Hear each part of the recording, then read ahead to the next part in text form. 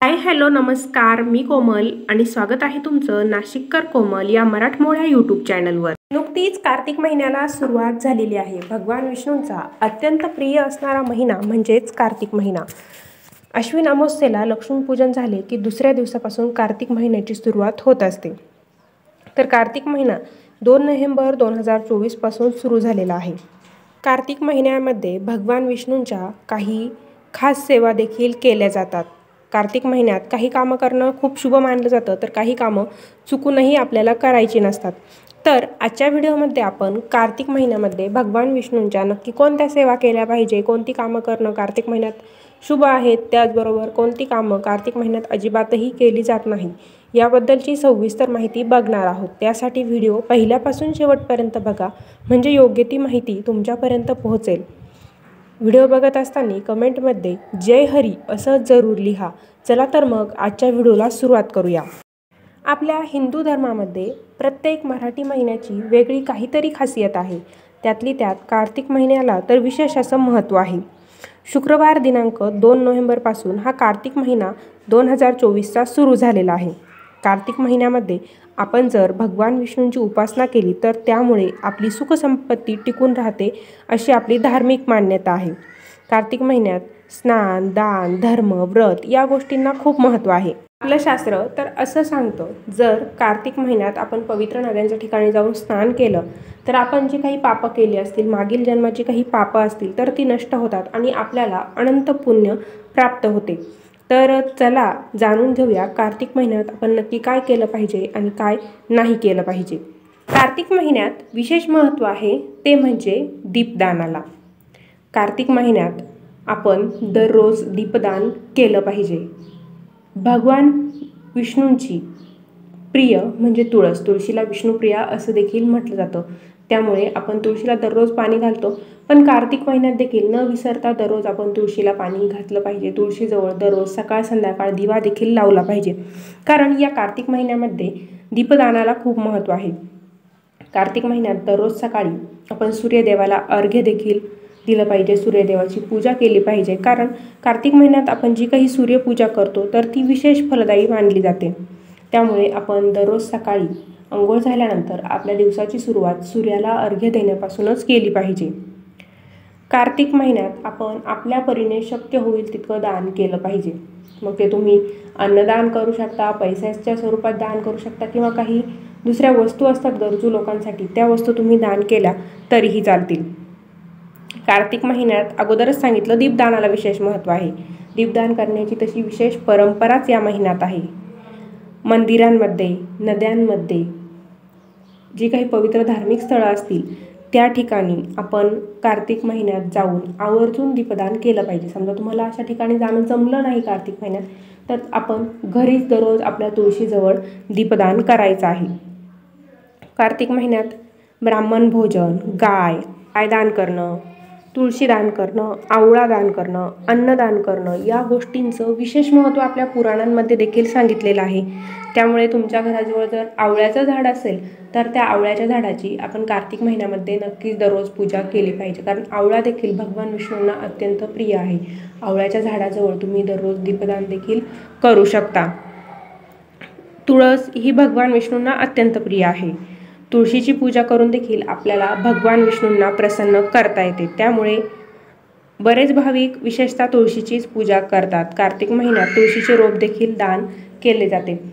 आपल्याला आवळ्याचं झाड उपलब्ध नसेल, पवित्र नद्यांच्या ठिकाणी जाणं शक्य नसेल, धार्मिक स्थळी जाणं शक्य नसेल, तर भाविक साधं सोपं म्हणून आपल्या हिंदू धर्मामध्ये प्रत्येकाच्या अंगणात तुळस ही असतेच असते.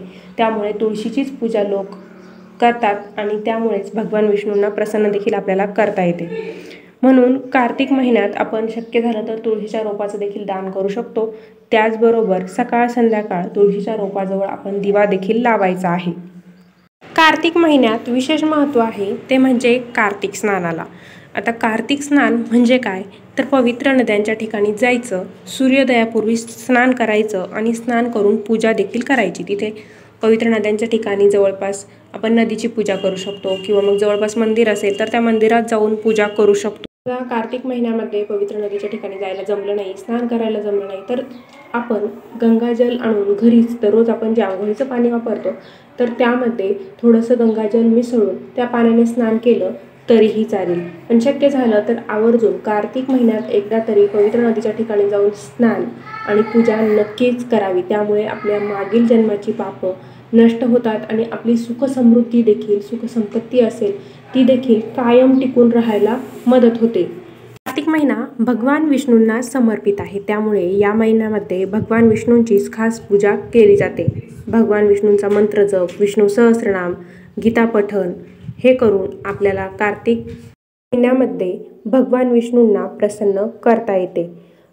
कार्तिक महिना जो आहे तो परमार्थाचा महिना मानला जातो, त्यामुळे आपण या महिन्यामध्ये आपल्या क्षमतेनुसार नक्कीच दान करू शकतो. दान करण्याला कार्तिक महिन्यामध्ये खूप महत्त्व आहे. तसंही आपल्या हिंदू धर्मामध्ये पवित्र नद्यांच्या ठिकाणी जाऊन स्नान करणे आणि दान करणे या गोष्टींना विशेष महत्त्व आहे. हे मी तुम्हाला वेळोवेळी व्हिडिओमध्ये सांगतच असते. कार्तिक महिन्यामध्ये गुळाचं दान करणे किंवा गुळ सेवन करणे, त्याचबरोबर तांदूळ दान करणे खूप शुभ मानले जाते. कारण तांदूळ दान केल्यामुळे चंद्रदोष दूर होतात असं म्हटलं जातं. त्यामुळे शक्य झालं तर कार्तिक महिन्यामध्ये नक्कीच तांदळाचं दान करा. कार्तिक महिन्यात आपण कोणत्या गोष्टी करायच्या किंवा कोणत्या सेवा करायच्या किंवा कोणती कामं करणं शुभ मानली जातात हे बघितलं तर आता कार्तिक महिन्यात आपण कोणत्या गोष्टी करू नये किंवा कोणती गोष्ट करण्यावर जे आहे ते आपण जाणून घेऊया. कार्तिक महिन्यात जे भाविक पवित्र नद्यांच्या ठिकाणी जाऊन स्नान करतात तर त्यांनी देखील काही गोष्टींचं पालन केलं पाहिजे. कार्तिक महिन्यात धूम्रपान करण्यास सक्त मनाई आहे किंवा धूम्रपान करणं कार्तिक महिन्यामध्ये वर्ज्य आहे. लसूण, कांदा, मांसाहार या गोष्टी देखील कार्तिक महिन्यात प्रतिबंधित आहे. या महिन्यात जे कोणी कार्तिक महिन्यामध्ये भगवान विष्णूंची सेवा करतायत तर त्यांनी पलंगावर झोपू नये, जमिनीवर झोपावे आणि दुपारी तर झोपायचंच नाही आहे. या महिन्यामध्ये इंद्रियांवर संयम मिळवणं देखील गरजेचं आहे, कारण सात्विक जेवण केवळ आपल्याला शरीरातूनच नाही तर मनापासून देखील आपण केलं पाहिजे.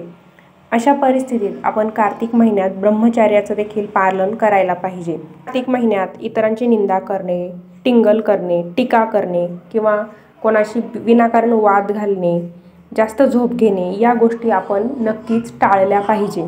कार्तिक महिन्यात आपण आपल्या जीवनशैलीमध्ये देखील बदल करायला पाहिजे, कारण कार्तिक महिन्यात ऋतुमानात देखील चेंज झालेला असतो. कार्तिक महिन्यापासून थंडीचा प्रभाव हा सुरू होतो, त्यामुळे कार्तिक महिन्यापासून आपण आपल्या जीवनशैलीमध्ये सकारात्मक बदल नक्की केले पाहिजे. आपल्या ज्या काही खाण्यापिण्याच्या सवयी असतात त्यांच्याबद्दल देखील आपण सावध राहिलं पाहिजे. पचायला जास्त वेळ लागेल अशा गोष्टी आपण खाणं टाळायचं आहे. आपलं आरोग्य सुधारावं यासाठी आपण हिवाळ्यात बरीच काळजी घेऊ शकतो. आरोग्य सुधारण्यासाठी हिवाळ्याचा काळ हा सर्वोत्तम मानला जातो, त्यामुळे आपण कार्तिक महिन्यामध्ये योग प्राणायामाला विशेष महत्त्व दिलं पाहिजे. योग प्राणायाम हे आपल्या दैनंदिन जीवनाचा भागच बनवलं पाहिजे. तसं दररोजच आपल्याला योग व्यायाम करण्याची गरज असते, त्यामुळे योगा प्राणायाम आपण हे दररोज केले पाहिजे. पण हिवाळ्यात म्हणजे कार्तिक महिन्यापासून तर नक्कीच सुरू केली पाहिजे. आपलं दैनंदिन जे रुटीन असतं त्यामध्येच योगा प्राणायामाचं देखील आपण शेड्यूल फिक्स केलं पाहिजे. रोज सकाळी आपण काही वेळ घराबाहेर फिरलं पाहिजे. जी काही सकाळची ताजी हवा असते त्या मोकळ्या हवेमध्ये आपण दररोज सकाळी काही वेळ फिरलं पाहिजे. सकाळी लवकर उठायचं आणि रात्री देखील आपण जास्त वेळ जागरण करायचं नाही. रात्री देखील लवकर झोपायला पाहिजे. लवकर निजे तो लवकर उठे असं आपल्याकडे म्हटलं जातं. त्यामुळे आपण जर रात्री लवकर झोपलो तर आपल्याला सकाळी जाग देखील लवकर येते आणि सकाळच्या फ्रेश हवेमध्ये आपल्याला फिरायला देखील मिळतं, म्हणजे आपलं शरीर देखील निरोगी राहायला मदत होते. तर अशा प्रकारे आजच्या व्हिडिओमध्ये आपण कार्तिक महिन्यात कोणत्या सेवा कराव्यात किंवा कोणती कामं चुकूनही करायची नाही याबद्दलची माहिती जाणून घेतलेली आहे. व्हिडिओ आवडल्यास व्हिडिओला लाईक करा, शेअर करा. पुन्हा भेटूया अशाच एका नवीन व्हिडिओसोबत. धन्यवाद.